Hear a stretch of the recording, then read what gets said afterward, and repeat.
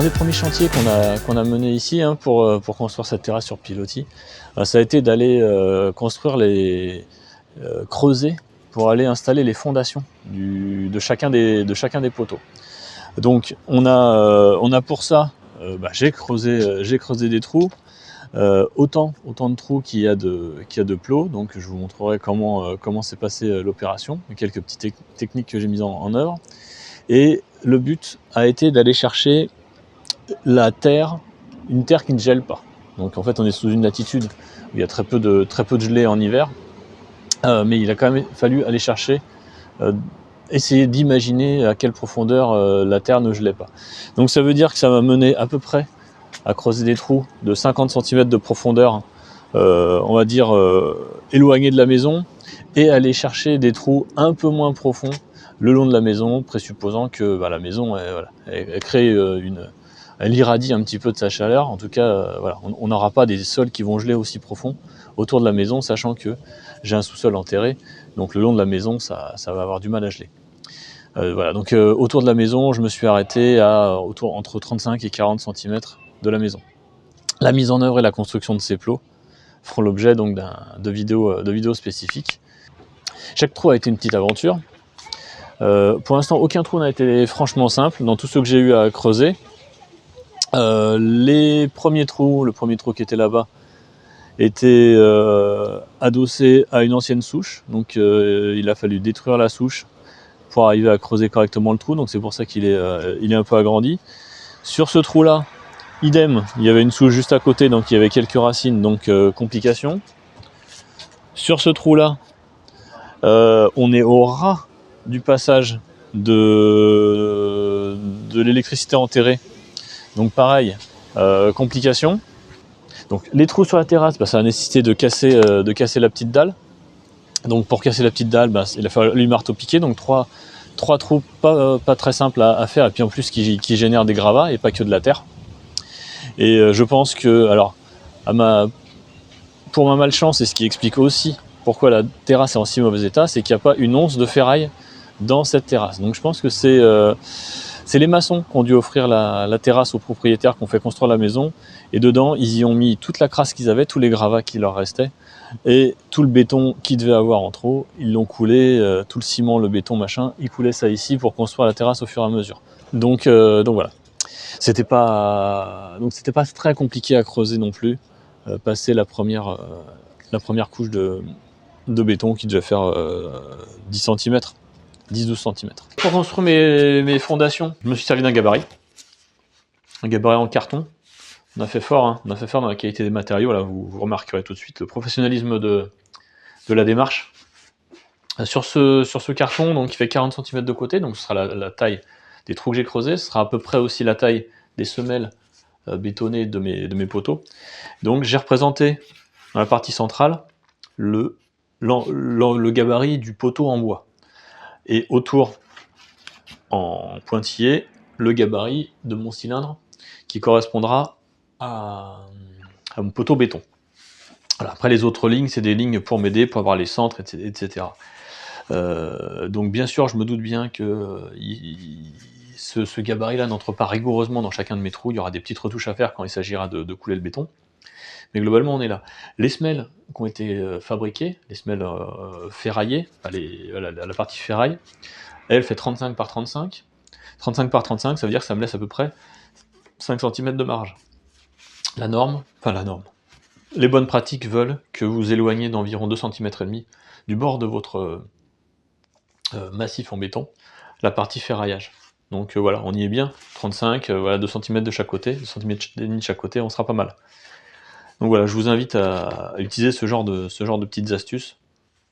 Moi, ça m'a bien aidé, ça permet de voir où on en est de notre trou, sachant qu'on n'est pas non plus dans la précision millimétrique.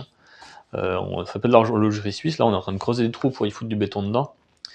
Donc voilà. Par contre, les alignements, les alignements de poteaux, les alignements, les verticalités, elles, devront être assez rigoureuses.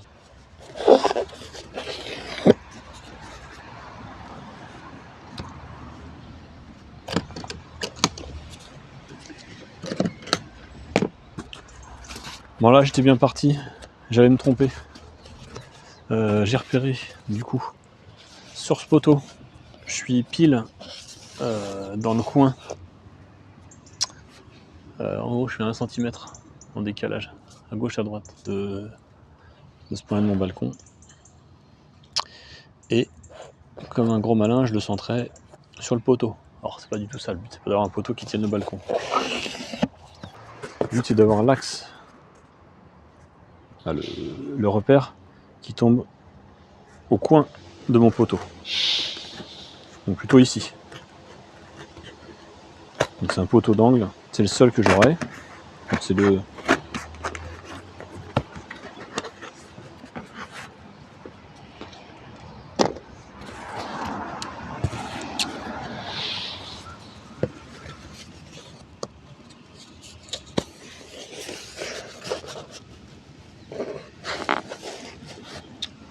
Voilà, donc pour rappel, le poteau sera en dessous. De toute façon en dessous du balcon parce qu'il y aura un bastin qui viendra globalement par là. Donc là comme ça, comme ça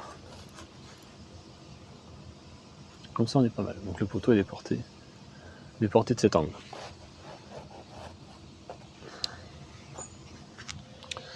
Donc je vous prends cette vidéo pour vous montrer le dispositif autour du creusage. La première étape, ça consiste à délimiter la partie en herbe qu'on enlève.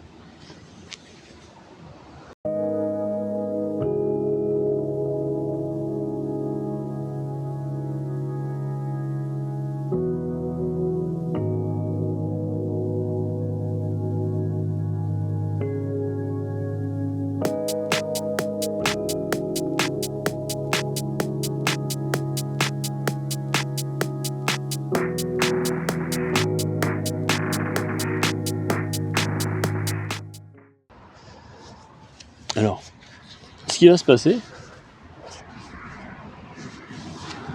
quoique sur celui-là, je suis peut-être tranquille. Sur celui-là, je suis peut-être tranquille. Il y a un trou là, juste devant la caméra, qui va être creusé. Enfin, qui devrait être creusé. On peut se poser la question parce qu'en fait, je le creuse pour l'esthétique, pour l'équilibre par rapport aux autres poteaux de la terrasse qui est portée, mais celle-là elle porte pas grand chose en fait. C'est des poteaux pour la partie balcon. Et bon, je pourrais m'épargner un poteau. Bon, on épargne déjà un. On va quand même pas tous les enlever. Sinon après il n'y a plus de projet. Bon, toujours est-il que sur ce poteau-là, je suis en train de creuser, normalement ça devrait bien se passer. Je devrais rien découvrir en profondeur. Ce qui sera peut-être pas le cas des deux suivants. Il y en a un, je peux découvrir le gaz. Sympa. Et l'autre, normalement, ça devrait bien se passer. Je me suis écarté, normalement, c'était les arrivées télécom. Mais je vais décaler le poteau pour pas tomber dessus. Donc, à la fin, ça devrait aller.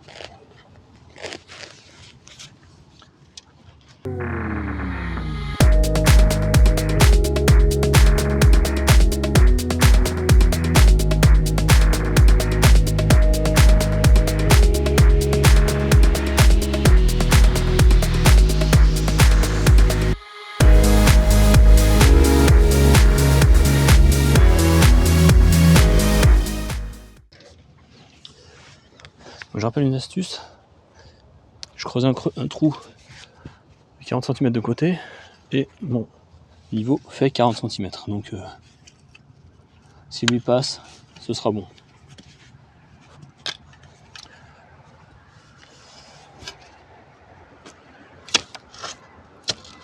Oh. Ah, je travaille par le matériel. 2 clous en inox plus tard, ça devrait moins la ramener.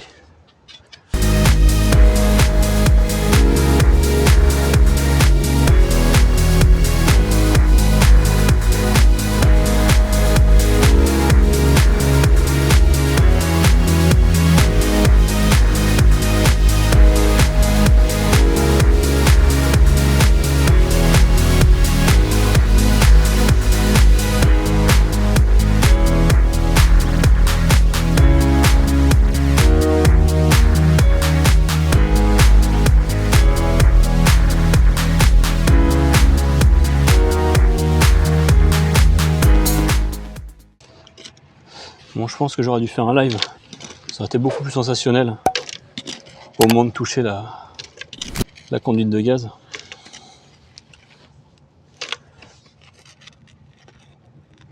Celle-là, j'ai peur que vous puissiez pas trop témoigner, malheureusement, si je touche la conduite. Et si vous voyez cette vidéo,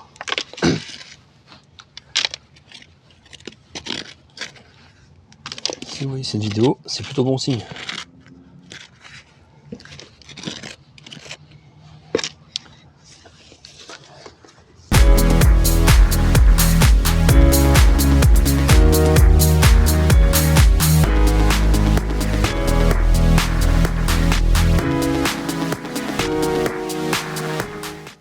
Si vous avez une bonne technique pour percer ce type de trou, bah partagez.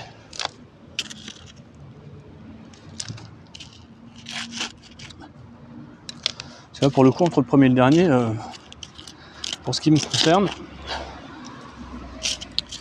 j'ai pas trop fait évoluer. Alors quand la terre était sèche, j'ai utilisé une perceuse, j'ai fait des trous, j'ai ajouté de l'eau. Là, la terre, vu ce qu'il est tombé, je pense qu'elle est humide sur 10 mètres.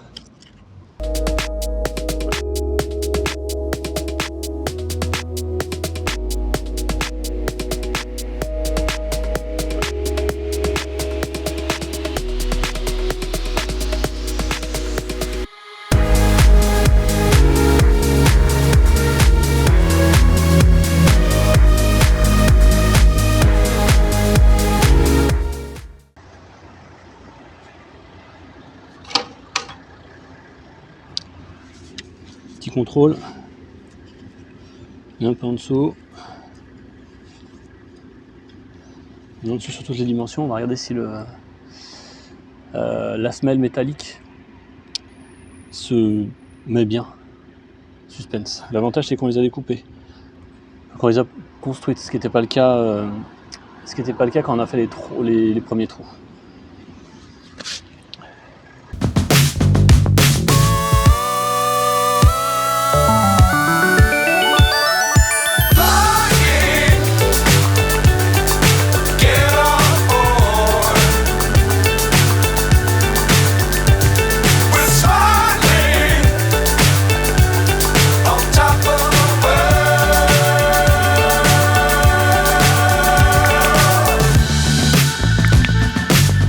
Times don't fly too high.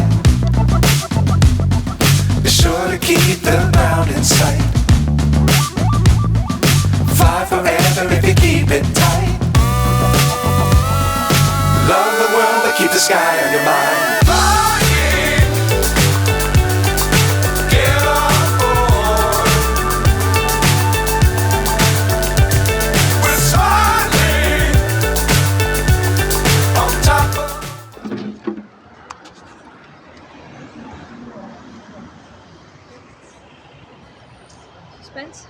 Non mais j'ai regardé.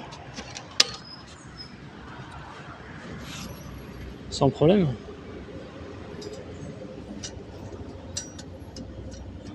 Je peux même ajuster, tchouk tchouk tchouk.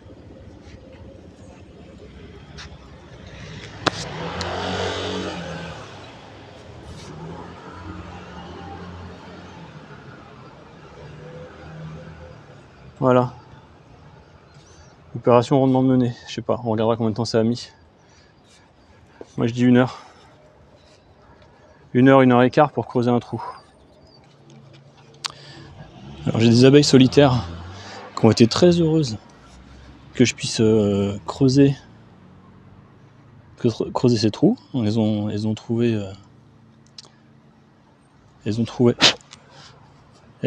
de la terre bien meuble, donc elles sont bien installées. Donc j'ai ça dans les 3 trous. Les 3 trous profonds, les 3 trous éloignés de la terrasse. Donc ça m'embête de les déranger. Après elles sont pas méchantes, hein. Elles vont pas m'agresser. Bon, je pense que je me suis quand même piqué pendant le creusage des trous, j'en ai réveillé certaines. Elles dormaient à l'époque, sachant qu'elles vivent pas longtemps. Donc on va voir. Je pense que je vais peut-être patienter gentiment qu'elles aient fini leur boulot. Bon alors, ça va pas servir à faire du barbecue, même si ça pourrait. C'est pas des grilles de barbecue, ça va être nos semelles de poteaux. Donc j'avais prévu d'utiliser ce type de semelles. Donc c'est des longues barres qui font 4 mètres, qu'on a coupé tout à l'heure. Et j'en ai pris de trop. En fait, elles font 4 mètres, je pensais qu'elles faisaient 2. Donc en fait, j'en ai de trop. Et du coup, au lieu d'en mettre qu'une seule, eh ben, je vais en mettre 2. Donc je vais lier comme ça. Et donc bah, voilà, ça renforcera le ferraillage. Ça augmente pas trop la hauteur. Et donc sur ces barres, alors le poteau sera coupé, hein, mais le principe, ce sera de lier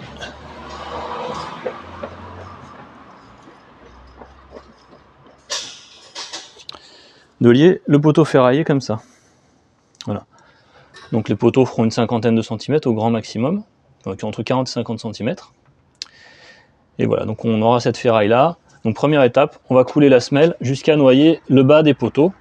Puis on rajoutera le tube cylindrique qui constituera le gros du poteau de notre terrasse.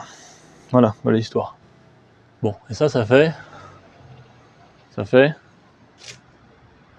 faire 3 mètres. Donc pareil, il y en a 3 mètres, j'en ai 3. Là pour le coup ça devrait tomber bien.